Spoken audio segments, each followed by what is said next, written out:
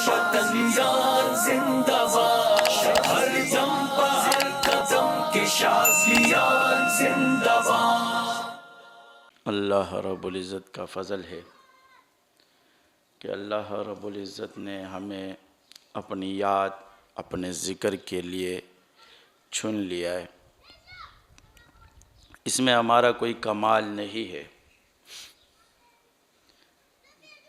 کیونکہ اللہ رب العزت فرماتے ہیں ما اصابک من حسنۃ فمن اللہ وما اصابک من سیئۃ فمن نفسک۔ جو نیکیاں آپ لوگ کرتے ہو وہ اللہ کی طرف سے ہوتی ہے، اور جو گناہ آپ لوگ کرتے ہو وہ آپ کے اپنے نفس کی شرارتیں ہیں۔ انسان اعمال کرتا ہے، اس کا مقصد یہ ہوتا ہے کہ اللہ رب العزت ہم سے راضی ہو جائے۔ یہ نہیں کہ کوئی مجھے نمازی کہے، روزہ دار کہے، حاجی کہے، بلکہ انسان کا مقصد یہ ہوتا ہے کہ اللہ رب العزت مجھ سے راضی ہو جائے، اور اس نماز کی لذت محسوس کرنے کے لیے وہ لگا ہوتا ہے۔ یہ جو ہم نماز پڑھتے ہیں، اللہ رب العزت کے سامنے کھڑے ہوتے ہیں، یہ ایک ہمیں ادب اور احترام سکھایا جاتا ہے کہ اللہ رب العزت کے سامنے کھڑے ہو کر اسی کی طرف توجہ دیں۔ امام غزالی رحمۃ اللہ علیہ کے بھائی تھے، اور وہ امام غزالی رحمۃ اللہ علیہ کے پیچھے نماز نہیں پڑھتے تھے۔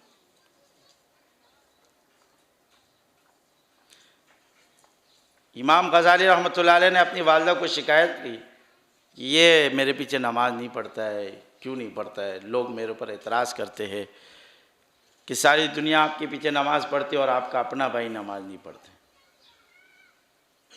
اماں نے اس کو کہا کہ آپ جو ہے نا، کل سے اس کے پیچھے کھڑے ہو جاؤ، نماز پڑھو، کیا کرو؟ جب وہ آیا نماز کے لیے کھڑا ہو گیا تو امام غزالی رحمۃ اللہ علیہ سے کسی نے مسئلہ پوچھا تھا، حیض کا مسئلہ پوچھا تھا، وہ اس مسئلے کی طرف دھیان گئے نماز میں۔ ان کے بھائی نے نماز توڑ کے چلے گئے۔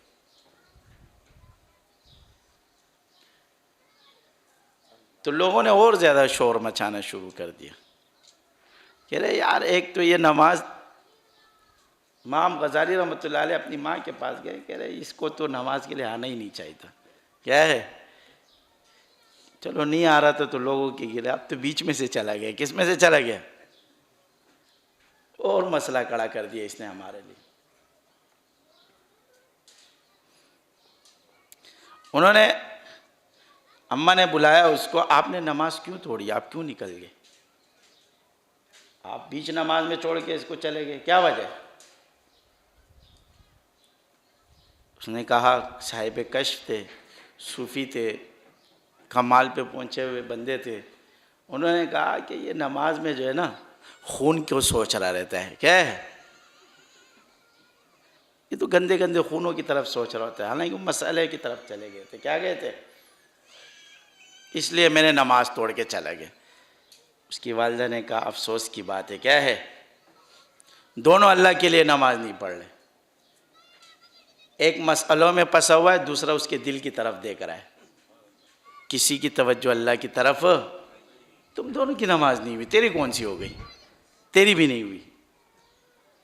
اگر تو اللہ کی طرف متوجہ ہوتا تو تیرے دل و دماغ میں یہ بندہ آتا ہی نہیں۔ تو اس کا مطلب یہ ہے کہ تو نماز میں کھڑے ہو کر اس کے دل کی طرف توجہ دے رہا تھا، اس کے دماغ کی طرف، تو سب سے پہلے آپ کی نماز نہیں ہوئی، اس کے بعد کس کی نماز نہیں ہوئی؟ اس کی نماز نہیں ہوئی۔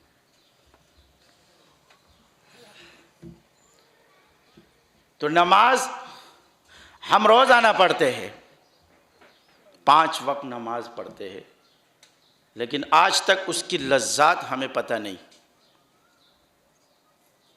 اگر ہمیں اس کی لذت کا پتہ چل جائے تو امام ابو حنیفہ رحمۃ اللہ علیہ کی طرح ہم سے نیند بھاگ جائے گی۔ کیا بھاگ جائے گی؟